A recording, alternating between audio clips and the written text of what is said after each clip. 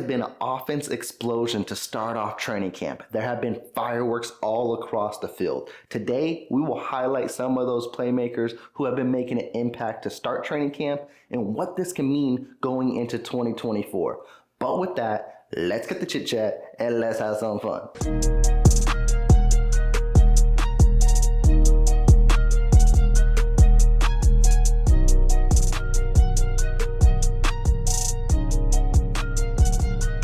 Chiefs Kingdom, it's Friday. You know what that means.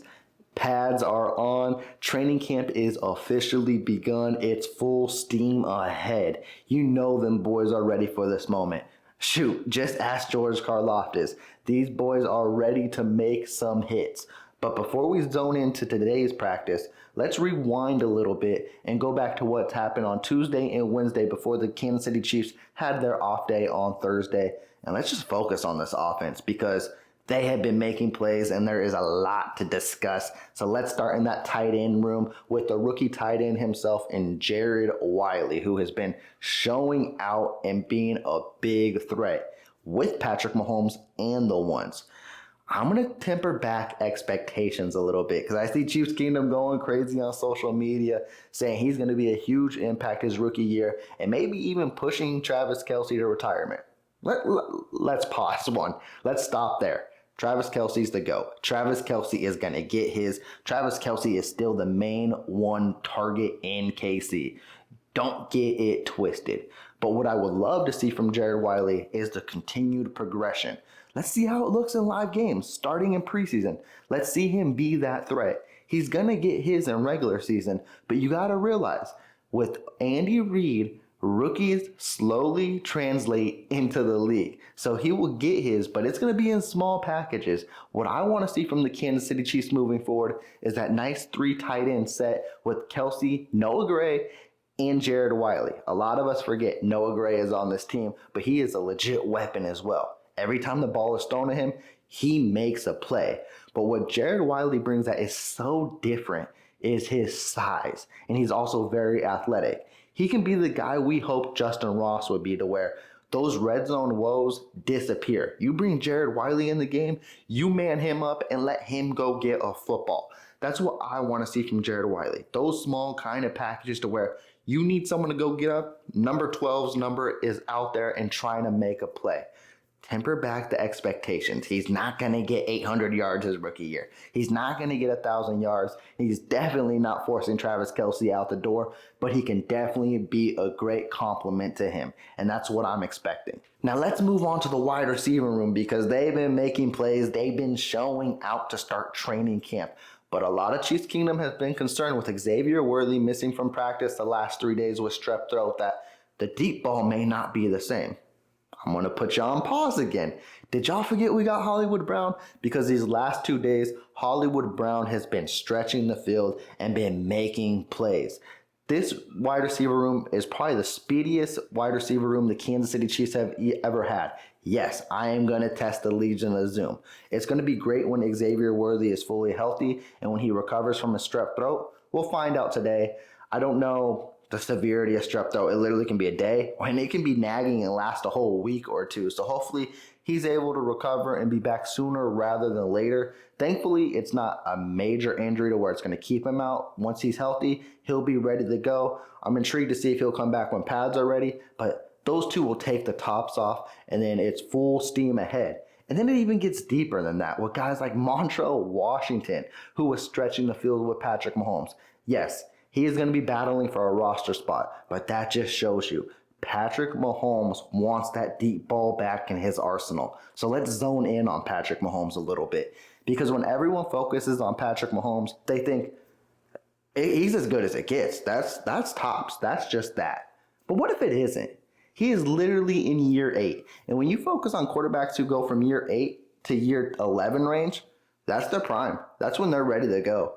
And that's the scariest part is Patrick Mahomes is just hitting his prime. There's a lot of things he can work to perfect his craft. You can ask him himself. And one thing would be is getting that deep ball back in his arsenal. If he can keep doing those little techniques to get his game better, he becomes better. And what makes him better too is the core he has around him. I don't know if he's ever had this good of a wide receiver core around him, this great of an O-line around him. That just makes him better himself.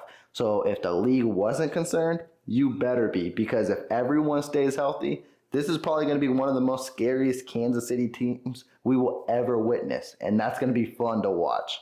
I'm just crossing my fingers that nothing derails it. And let's focus on one of Patrick Mahomes' weapons in Rashee Rice. And Rashee Rice has had an eventful offseason, to say none the less. And it hasn't been a positive impact, and that's unfortunate. But it doesn't look like he's going to be suspended, at least at the moment, to start the 2024 NFL season.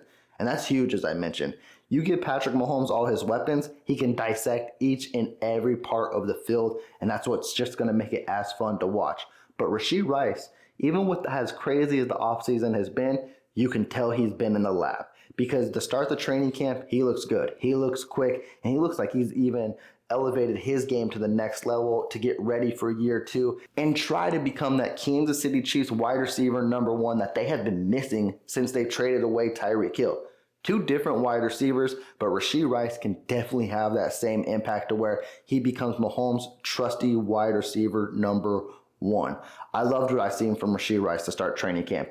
He's still that yak killer, yards after catch. It's hard to get to him and bring him down. He's added spin moves, jukes to his arsenal. And like I said, I don't know if it's just me or if it's just what I see on tape, but he looks fast. And that's not something that's always been in Rashee Rice's game. He knows how to put it in next gear when he becomes that yak killer. But now it seems like when that ball hits his hands, he's moving. And that's something I didn't really see in year 1. So if that goes into the football arsenal next year, he's going to be scarier than ever. And let's close this video off by talking about one more offensive player.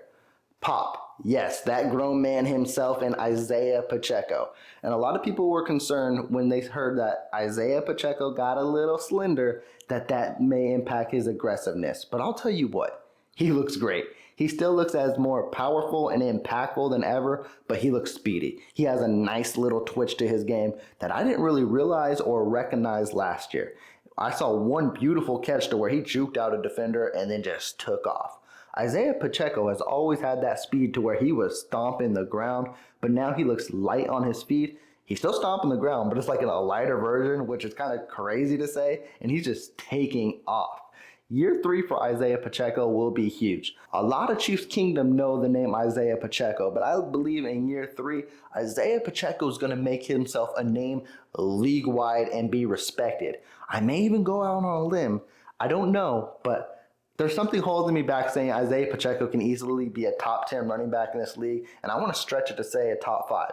It just depends on the kind of touches Coach Reid gives him. And if Coach Reid adds him to the receiving game more, that just adds another unit to his belt to where Isaiah Pacheco can be more impactful for this offense. And that will be another key that defenders will have to zone in on. You got all these weapons around the field. That's the last thing they want to worry about in KC is a running back. And Isaiah Pacheco can be that guy. Let's just see if he's involved more in the game. You guys will hear me say, run the damn ball. Just get Isaiah Pacheco the ball because he is literally a unit and he literally can be the life of this offense when it is down. And hopefully that is something the Kansas City Chiefs realize going into next season. But with that, Chiefs Kingdom, I'm going to cut this video short.